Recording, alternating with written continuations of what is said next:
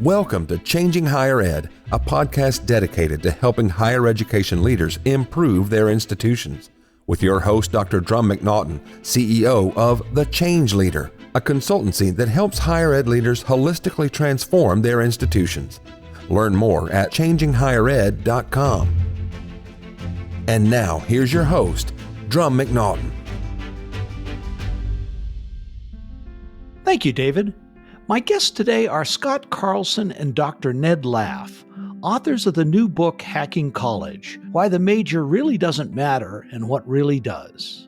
Many of you know Scott through his writing for the Chronicle of Higher Education, where he's covered a range of issues for the publication, including college management and finance, facilities, campus planning, energy, and multiple other topics. Dr. Ned Laff has been in higher ed for over 35 years, helping students design successful undergraduate experiences at institutions that include Governor State University, Augustana College, Columbia College, and Loyola University Chicago. With all the challenges that colleges are facing, graduation rates and creating job-ready graduates are an imperative. And Scott and Ned join me today to talk about a new model for student advising, how college faculty and staff can help students hack their college experience through a proactive, personalized approach to success. Ned, Scott, welcome to the program. Thanks for having us, Drumm. Nice to be here. Oh, it's my pleasure. I am looking forward to a great conversation.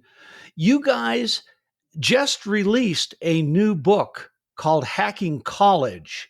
And before we get into that, and I got to say that is just an interesting, very interesting title. I definitely want to get into that. But before we get into it, give us a little bit of your background. How did you get to this point? Scott, I know you're a writer for the Chronicle, and Ned, you've been in multiple higher ed positions. Give us a little background so that we know you as a person. Well, I'm a writer for the Chronicle of Higher Education. I've been there for 25 years, covering things like the finance of colleges, the connection between colleges and cities, the effect of college on low-income students, and how students end up making their way through college. I covered sustainability for a number of years. I'm just sort of interested in how college interacts with society and where it's headed is kind of part of my beat. And along the way, when I was writing about college to career, I wrote a report on that and wrote a number of articles for a year on that, really intensely looking at that. I met Ned Laff along the way, who was sending me email after email saying, there's a better way, there's a better way. So I'll leave it to Ned to tell that story. Thanks, Scott. Ned? Yeah, I have been working in higher ed for 35 plus years, and I take a different perspective on how we can work with students to help them better succeed at college. So I bring experience in curriculum development, developing learning outcomes for courses and academic departments, running interdisciplinary programs where students could design their own majors, and of course, my own scholarly work in English language studies. And what I began to realize is we weren't helping students understand the university or the people they're working with. And so if we could change the conversations we had with them, they would begin to see themselves within a system that offered them so many possibilities to help them achieve the kind of success that they hope to have. Mm-hmm. That really tees up our conversation really well, because having been down in the trenches for as long as you have, you've seen things very differently. There's a lot of talk out there right now, especially, from the mainstream media that, college isn't worth the money, there isn't the value there, et cetera. And what I hear you saying is we need to do a better job in educating students, not so much from an education perspective, but what are the opportunities for them when they get to college, and how do they navigate that system more effectively? And yes, the system needs to change a bit too. Absolutely. Absolutely. What we discovered is that once students begin to understand what a university is about and how it works, the way they can begin to navigate it opens up possibilities they could never have possibly seen. This is essentially what Hacking College is about. That what we're writing about is the empty college degree, like how students go into college and wind up creating these empty degrees that don't lead anywhere. They lead into underemployment. They lead to that job as the bartender working at the Gap, or they may lead in a direction that the student didn't really want to go in, but they just didn't understand what the academic program was and where the possibilities were from that academic program. What we're writing about in Hacking College is how to make this process more intentional so that the student is able to decide where they want to go and craft the path to get there. And that's right in line with the recent study that came out from Hult Business School. 94% of recent graduates have regrets about their degree, and 43 feel doomed to fail because they chose the wrong degree. What I'm hearing the two of you say is the premise behind Hacking College can change that significantly. Yeah, because I mean, a big reason why this is occurring, the studies that you just cited, well, the big reason why that's occurring is because there's this overarching focus on the major as the guiding principle. And what we're doing with Hacking College is trying to take it out of that discussion. You know, most students come into college and the main question that they deal with is, well, what are you going to major in? And so the students feel pressured to pick a major that seems to relate to a job or sounds like a job or seems to head into some sort of high paying pathway of one sort or another. And we're sort of breaking that down and saying, that's not the way that you need to do it. That in fact, the major is sort of the minority part of what you're going to take throughout your college career. How do you take the different pieces from the college experience and weave them together into something that makes sense, something that can tell a story to employers, and something that helps you enter this world that you're trying to enter, not necessarily the world that the major supposedly leads to or what the college thinks you're supposed to be driving toward. Well, that's interesting, but I'm going to do here's my naysayer going to come out. Students, when they first come, 17, 18 years old, if we're talking traditional students, if it's non-traditional, they're a little older and they're going to have more world experience. At least we hope they will. Coming into college, how do they know what they want to do? It isn't a question of how do they know what they want to do. What these students come in with, they come in with interests, but these aren't just trivial interests. They're coming in with interests that match their own personal dispositions and their life experiences. It could be a student who had lung issues and discovered that riding his bicycle helped him. And this is what he wants to center his work around, but there is no major called, I have lung issues and I want to ride my bike to get healthier, and maybe this could lead to a career. It could be somebody who has an experience taking a medieval literature course and all of a sudden discovers that what she loves is the beauty of the manuscript itself, with all the artwork around the edges of it. And so she understands what bookmaking is about, but there's no major called, here's how to get a job in bookmaking. It could be somebody who has a personal experience, like I came in under the Type V visa, which would allow me to have residency status in the United States because of the country I came from, but my best friend didn't come from that country. We're exactly the same. What's the problem here? How can I get involved with this? Or it could be a student who says, I want to be able to help people in my neighborhood get loans so they could build businesses and so they could buy houses.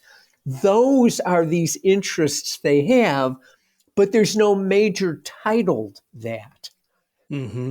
That's interesting because I graduated from the Naval Academy. I had a physics degree. I flew airplanes and spied on people in the Navy. I jokingly say that, but that's what I did. And when I got out of the Navy, I didn't get hired by the airlines because I'd had cancer while I was on active duty. And that was back in those days, that was a complete disqualifier. So I didn't know what I wanted to do. And I did some project management work and things like that, did some consulting work. But then I went to a career, I call him a career specialist. He was a consultant with a very, very large consulting firm out of Canada, and he had an assessment process that he put me through. And he told me two things out of that. And I mean, it was in depth, written thing, 4-hour interview, et cetera. And he said, the area you should be working in is organization change. And then he said, you need to go back and get a graduate degree. And of course, I've never been one to do anything halfway. So instead of going back for a master's, I decided to go get a PhD. And in the meantime, I realized I loved teaching. Flying was great, but it was teaching people how to fly that really made the difference, hence academia. So I know exactly what it is you're talking about. Right. But that is going to require a major change to the way we deliver education, and especially how we work with new students coming in from an advising perspective, almost a new model, so to speak. Well, a new model in a sense, but the major change part we would argue against a little bit. What we're arguing in Hacking College, and one of the reasons why it's called Hacking College, is that we think that a lot of these things can be accomplished within the structures that are already there at the college or university. The main thing is that the conversations need to change. It needs to go from, well, what do you want to major in? That looks like a great major. Here you go. You're on your way, right? To tell us more. We have these terms: hidden intellectualism, vocational purpose. We talk about wicked problems. We talk about the hidden job market, all within this book in terms of how we frame up this argument. So, what is that hidden intellectualism? What is that thing that's driving you into college? What's that vocational purpose? Where's the area where you want to apply some of your talents, where you want to discover and work on these issues that fascinate you in the world? And then how do you go out into the world to discover the people who actually do those things, discover the skills that they have, and then how do you design that backwards into the degree? None of this is about changing the college degree into something where it's all like interdisciplinary majors or design your own program or anything like that. We're saying you can do all of this within the traditional structures. You just need to change the conversations that the students have, that it's not just about picking a major and, well, you're on your way from there. No, it's about looking at the actual world, looking at where you're going to apply these things, realizing that the world is full of wicked problems, realizing that everyone does things that are multidisciplinary in the real world of work. And so how do you assemble the multidisciplinary skills you need in order to enter these spaces, these hidden spaces within the world of work? What I'm hearing you say is the changes need to happen starting with the conversations with the student. What do you want to do in life? And how does your academic career, how does a program impact that? How can you take advantage of it? Does that make sense? Yes. I'm good at I should be in organizational development and change. What we're talking about is you need to get below the level of the word organizational development. Because the first thing that happens with students is they get somebody who says, oh, that's management. And that's in the business school. But it could be in psychology. It could be in labor industrial relations. It could be in public administration. And then when you look at how a college degree is set up, it's basically broken into 3 areas. General education, with some of the courses possibly counting towards your major. The course is in quote unquote a major, which is generally something like, here are the 3 required courses, and now pick one from column A, one from column B, and then pick 5 more courses. And then electives. But when you get the question of, I have no idea what you mean by organizational development and change, let's find out the people who are out there doing this. Let's set you up with interviews to talk with them now to see what they would advise, what they use, and the type of learning encounters they want you to have. All of a sudden, the students then begin to make design choices among the courses that are in general education, courses in the major, elective courses, and how they weave together with their interests. So somebody could be in psychology, right? But they're not in developmental psychology. They're in organizational development and leadership. And so then they could be tying together courses from public administration, some courses from the management minor, and other opportunities that exist on campus. And then they can create opportunities for themselves with people in areas that they would want to work with, and they're bringing the experiential. So the students design their experience. So, what I'm hearing you say is when a student comes to college, university, and they go through their, 1 week orientation, this is almost, I may be completely off base in this, but it seems like that would be a really good time instead of all the tours that, a student goes through, et cetera, to sit down with an advisor or maybe a group of advisors from different colleges within the university to start to explore what that student really wants to do. Some of them are going to know already, but I Yes. would say probably at least half, if not more, just have an idea, but it needs to be explored. Does that make sense? Yeah, and I would say crucially in that conversation, and something that we're arguing in Hacking College, is that the possibilities for what that thing is should remain more open than how they are currently treated on a lot of college campuses. Because a lot of students come into the college experience with a hidden intellectualism, with this motivating interest that they immediately discount because they're like, well, that's not real. I mean, that's not a real job. I love comic books, but that's not a real job. I talked to these two students at St. John's University. I was there in the fall, and I go for this kiln firing that happens every 2 years at St. John's. And I always talk to the students whenever I'm on any campus. I always talk to the students about, what are you doing here? What's your major? Where are you hanging out? I ran into these two young men who said, well, I'm a business major, and the other kid was an international business major. Business major sounds like a job, right? But I said, let's put aside your major for a second. What are you guys actually interested in? Let's say I could get you a job doing what you're actually interested in. Well, the business major said, well, you know what I'm really fascinated by? I love astronomy. I think astronomy is really cool. But maybe he's not a science head, right? But there's still a range of opportunities in the world of astronomy. The other student said, well, I just love skiing. I think skiing's amazing. Well, skiing is a multi-billion-dollar business, global business. So how do you go at those things? Where is your space in the world of skiing? That's Right. kind of what we're talking about with the hidden intellectualism and the vocational purpose. And the point that Scott brings up is important because if you're at St. John's or if you're at Penn State, the Aspen Ski Corporation is not coming to your career development center. And unless the career development people are thinking that everything is business and everything has a business aspect, there are the people who are the astronomers. And then there are the people who make sure the astronomers can actually do their work. And those are two different kinds of world, but you're still in the middle of astronomy. But we're not talking to students about that kind of granularity and those kinds of things in the hidden job market. Once we do, the whole nature of a college experience changes because the students perceive it differently. The system itself doesn't necessarily change at all. Mhm. Something that when we were speaking yesterday that really impacted me was engagement drives learning. People Yes. have to enjoy what it is they're studying. You just take the person that you spoke to, Scott, about skiing. It's like you said, skiing is a multi-billion-dollar industry across the globe. And you may not be the best skier in the world, or you may be. And if you are a great skier, that gives you the opportunity to go in and start organizing ski patrols, the business side of the aspect, because you can relate to it much better. Astronomy, the same way. There's a lot, even if you're not a scientist. I mean, I studied astronomy as part of my physics degree, and I thoroughly enjoyed it.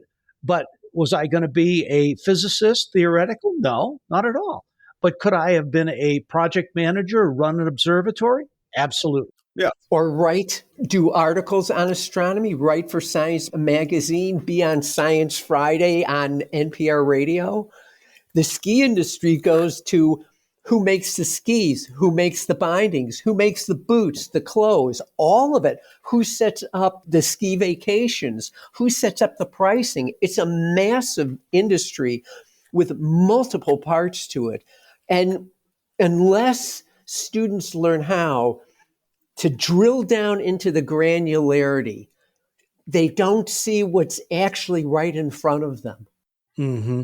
So, in changing the purpose of advisors and even faculty members to some degree, because faculty members have a world of experience that they can impart, it's upon us to help students see the relationships with what they're doing in college, what's going on in the world, and how do their interests fit with that. Is that a fair statement? Yeah, it's a big part of discovering what we refer to in the book as the hidden job market. Now, of course, the hidden job market is already a term that's out there that describes the, 4/5 of jobs out there in the world that you find out because you knew somebody. It's your social connection kind of job market, right? You found out about this opening at this employer because your sister has a friend who works there and they told you about it. And so you were able to wind your way to it. We take that term hidden job market and we give it a twist in the book to say that hidden jobs are not just those jobs that you get through social connections. We retained the term because often these jobs are acquired through social connections, right? But hidden jobs are actually these granular positions that are out there in the world that help the students start to see, oh, now I can see how I can connect anthropology or sociology to a marketable, meaningful role out there in the world. I can see how I can apply these skills to this specific range of the world. And I can see how those skills might transfer across to other possible jobs in the world because I start to see, in a sense, the underlying rules of how the skills that I have apply in these different settings. That's the importance of the hidden job market to us. Mm-hmm. And the other thing is, if you connect with people in the hidden job market, then you start building out networks, and those conversations open up further spaces to look at. For instance, I want to be in film studies. What are you going to do with this? Here's an interesting question. Who sells Chicago to the film industry? Interesting. Or who sells the state? Right? And so there are people who work in Chicago, and what they do is they find spaces that this would be perfect for the film that you want to shoot. All of this is out there. I once sent a student to see a movie, and then I said, what I want you to do is I want you to read all the credits at the end of the movie, which of course we never do, right?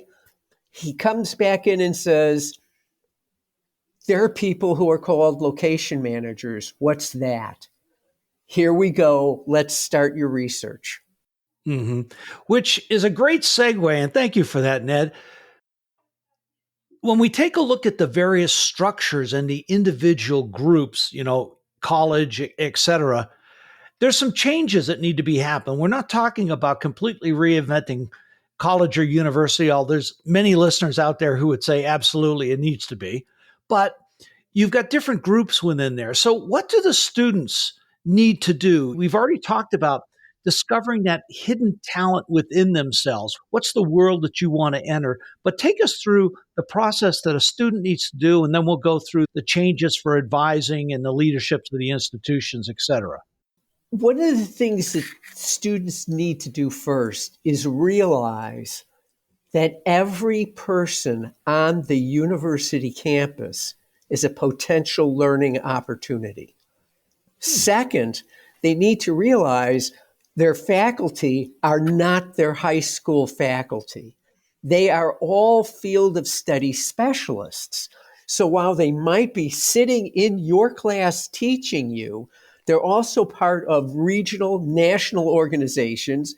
They're doing their research. They're connected with people and resources across the country, sometimes across the world. And the next thing they have to understand is the difference between college and high school. In high school, they jam learning into your head. Every 2 weeks, they push a button and out comes an exam. In college, you have to get your education. And the change of that verb is important. And in getting your education, you're not following a sheet of paper. You have to design it. And that design comes from how you gather information, how you connect it to this thing you're interested in. And it could be, I want to be an engineer. Okay, but I don't know what you mean by engineering because the field is massive. Are you talking about bioengineering? Are you talking about computer engineering? Do you want to build a better way to see farther into space? I mean, there's all of this out there, but then there's all these people who are doing it. And you need to start doing this research literally within your first semester. Somebody needs to be posing these questions. And just like getting an assignment in an English composition class, they're giving you an assignment for you to do, and you need to come back with that information so you can begin to piece this out. So what I'm hearing is two things. First, that it's up to the students to use initiative to seek out, first, to view people differently, view them as resources for broader information than just your courses. So they've got to use that information. And then second, there's got to be a structure put in place that helps to, I'll use the term, awaken students to what their potential could be, what their interests are, so that they can start charting their course with their advisors and their faculty. Does that make sense? Yes, and this starts with asking these great questions. I mean, most of the time, undergraduates do not see faculty as field of study specialists. They usually don't get to that point. Take psychology, right?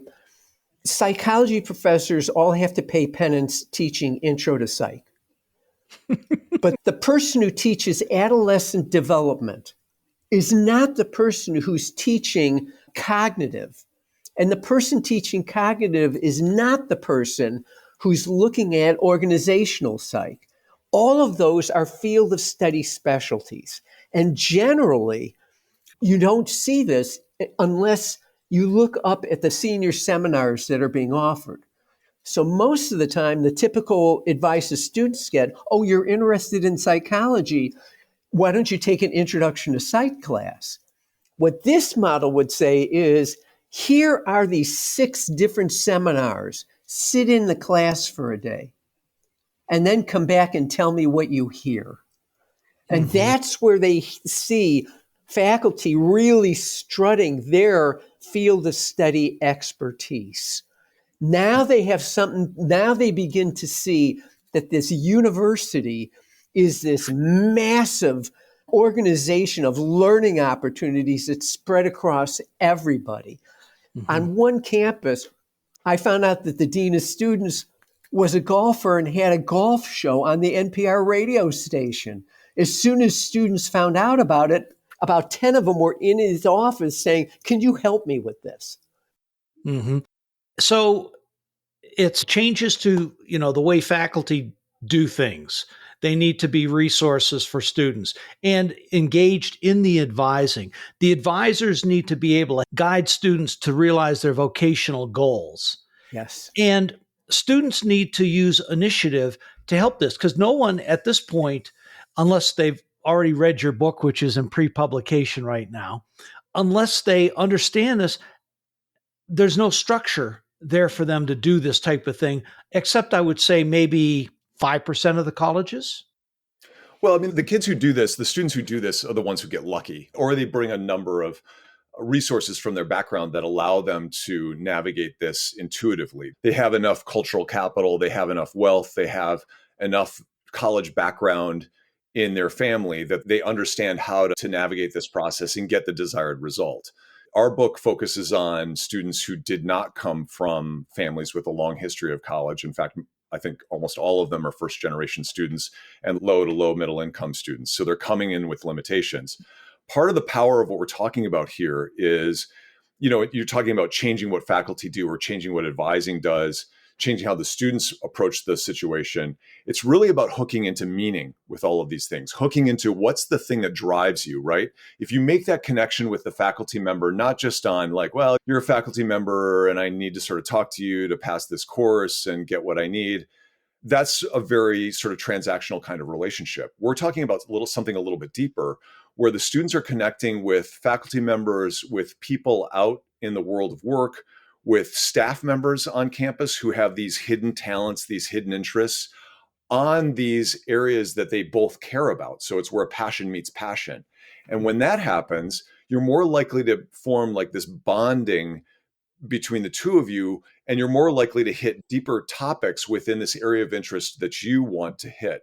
And the student is more likely to get additional resources from that person. Oh, you're interested in astronomy? You should talk to my friend. I'm an astronomy professor, but you should talk to my friend who works at this planetarium over here. And then he'll hook you up with 3 other people. And all of a sudden you start to build this network where you're able to land with something after college. Mm-hmm. The other thing to understand is the university itself, a college or a university, is a massive corporate structure. There is endowment, there is fundraising, there is investment, there is managing the investment, there's supply chain management, there's human resources, there's governmental affairs. None of this are things that students are introduced to. They're introduced to, here's the classrooms, here's the basic majors, the cafeteria, the residence halls, here's how you can develop a social life. But no one ever sits down and says, by the way, here's this person who works in government affairs. This person's job is to lobby the state in order to get support for this college. Okay, well, what happens if you begin to develop a relationship there and you're working on that? What kind of world do you begin to open up? And it's on your campus already. Mm-hmm. All of this makes perfect sense. And I think you really hit on something with your ideas and the book. One of the things that really impressed me when we spoke a couple days ago was internship and the process of discovery. Internships, as the two of you talked about, they're a way to validate people's ideas on what they want to do. And it's equally as important to be able to say, I hate this. I don't want to go there. Right. Yeah, a big part of the discovering this hidden job market that we talk about is about the validation. So we talk about students in the book who want to go into spoken word. We talk about students in the book who want to enter the world of museums, and people around them saying, well, spoken word isn't really a job, so think about becoming a lawyer or think about going into business. Well, actually, spoken word has a substantial job market in it. There are a number of organizations in various cities that work with spoken word on various things, on youth development, on education, and so on. So how do you enter that world? How do you open it up? That was a validation for the student that was in our book. And it's also important for the students to enter that world then, see what it's really all about, because a lot of students are making these choices about their academic program on sort of a fantasy or on what the media tells them that the world is about or what their parents are telling them what the world is about. And it might not line up exactly with what they're thinking. So going out in the world and discovering this is important for various reasons. I mean, I can tell you about students I've met who have gotten all the way through their programs. I remember meeting one student from Towson University who was working at Enterprise Rent-A-Car. I knew that Enterprise hired college graduates, and she was driving me from one Enterprise location to the other Enterprise location where my car was that I was going to rent. And, I said, so what led you to Enterprise Rent-A-Car? And she said, well, I went to Towson for education, and I was in the education program, got out, got my job at a school, and I lasted 3 months, and then I quit because I hated it so much. And I noticed that she had a wedding ring on, and I said, well, what's your husband do? And she said, well, my husband also went through the education program, also got into the schools, and discovered that he didn't like it either, and now he drives oil trucks. So, I mean, part of the lack of validation is part of what's driving the underemployment problem in the United States. That is the empty college degree. That's the problem with the empty college degree that we write about in Hacking College. Mm-hmm. And we tend to look at internships more as experiential learning opportunities. So just as I got out education is horrible. One of the students we profile in the book is, I love French. I think everybody should study a foreign language. And from there, used what we call this research investigative inquiry to go from Columbia, South Carolina to an incredible summer internship at the French consulate in New York City.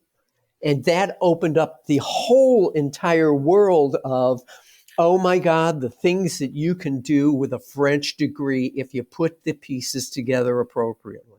Mm-hmm. Well, this has been a fascinating conversation, and I'm going to just toss out one thing that I heard from you gentlemen yesterday when we spoke. Advising has to change, because if it doesn't, one, we're failing our students, but second, in just a very few short years, AI can replace everything that current advising is doing right now. Yes, exactly. So I want to thank you so much for being on the podcast today. I've really enjoyed this conversation, and I certainly hope that folks listen to it with an eye to how can we do this better to help our students have meaningful careers and, more importantly, meaningful lives. Exactly. So, gentlemen, as we always do, 3 takeaways for university presidents and boards. What do they need to do? Because this will improve their graduation rate and their surveys. And from a really selfish perspective, probably their donations from graduates. And their recruitment. Yes. Okay, I would say the first thing is being open to change. One of the reasons why we wrote Hacking College as Hacking College is that it's a bottom up, a sort of a field manual for guerrilla warfare in higher education, basically. We wrote it such that people who occupy these spaces, in the middle or at the bottom of the organization can read it and understand how students get lost and then guide the students from there. And part of the reason we wrote it that way was because we didn't think that the colleges would actually change anything, so that the students would really have to hack the system in order to get through successfully. So first takeaway, what I would say is, if you're a leader of an organization, you should be actively working to serve the students and getting the barriers out of their way. I think the second thing is that one thing that we talk about in Hacking College is that college is a kaleidoscope, that there's all sorts of ways of going at these problems as long as the problems are represented on campus. And what we're seeing right now is a lot of colleges closing liberal arts programs, reducing things down, and they have to do it for financial reasons, but it's making that kaleidoscope less varied. So that really does affect the educational experience. Not only what the students can access through the college, but what the students are encountering with each other. Those are my 2. I'll let Ned do the other 3. What I actually would suggest of a president is put on jeans, a t-shirt, and a sweatshirt. Walk onto your campus, because no student is going to know who you are. Go where they hang out to have coffee and sit and just listen. And listen to all the issues that they're going to be talking about and take them seriously. And realize that you change the nature of the conversation. You change the way students then learn how to make the system work. This is very much about students become active agents in designing their undergraduate education. Our role is to help them learn how to do that and help them how to learn to use the system to their best interests. If you come back as a president and see this, what you can realize is you can still have your agenda for research. You could still have your agenda for tenure. You're not changing anything structurally at all, but you can learn to help students perceive the whole nature of the college you're at differently. And that opens up possibilities you would never imagine. And guess what? There's 41.5 million students who have stopped out from college. Right. I would be willing to bet that half of those would not have done it if they really were engaged with their learning, if they were excited about it, and we had the support systems in place to be able to help them when they hit hard times. Yeah, I would like to end on one thing. We're not talking about following your passion. We're talking about clarifying your hidden intellectualism. Passion is the emotive expression of doing that. And once those two are put together, students succeed. That is a great takeaway. Gentlemen, what's next for you? Well, we have to write a primer on, a handbook for here's the 10 steps on how to do it. Okay, that's good. Scott, what are you going to be writing about next at the Chronicle?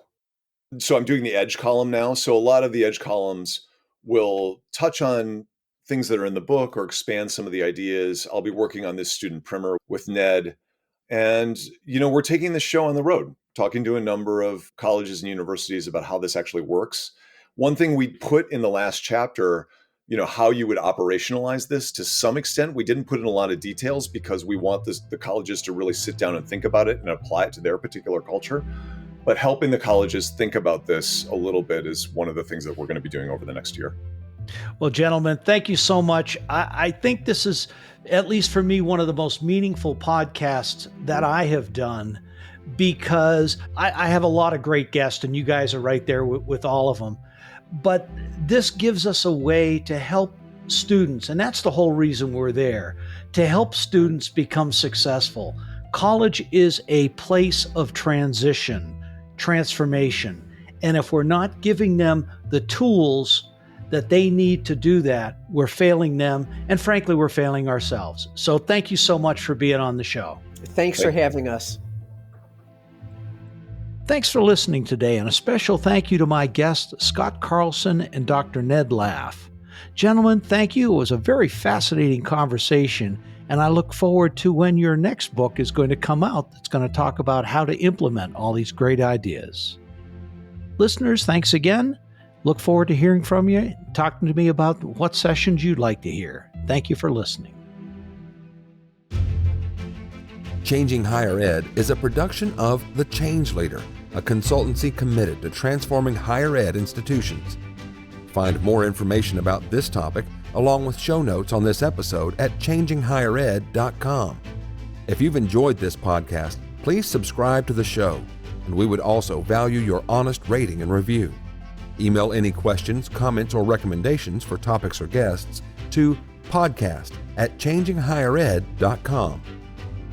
Changing Higher Ed is produced and hosted by Dr. Drumm McNaughton, post-production by David L. White.